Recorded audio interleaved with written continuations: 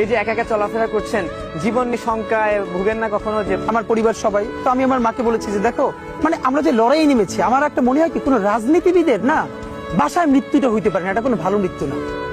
যিনি রাজনীতি করেন, যিনি লড়াই করেন, যিনি বিপ্লবী, যিনি সংগ্রামী, তার মৃত্যুটা হবে একটা সংগ্রামের মধ্য দিয়ে, একটা রাজপথে, একটা গ্লোরির মৃত্যু। আমি তো ভীষণ ভাবে প্রত্যাশা করি, আমি ছোটবেলা থেকে এই স্বপ্নটা দেখি, অনেক জায়গায় বলেছি যে একটা তুমুল মিছিল হচ্ছে অন্যায়ের বিরুদ্ধে, সেই মিছিলের সামনে আমি আছি, কোনো একটা বুলেট এসে আমার বুকটা হয়তো বিদ্ধ করে দিয়েছে, এবং সেই মিছিলে আমি হাসতে হাসতে আমি শহীদ হয়ে গেছি।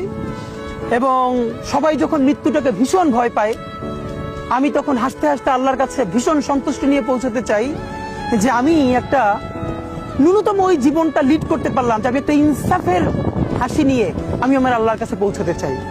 সুতরাং আগামী 50 বছর বাঁচলাম, কোন ইম্প্যাক্ট তৈরি হলো না আমার দিয়ে, দেশের জন্য, রাষ্ট্রের জন্য, উম্মার জন্য, জাতির জন্য।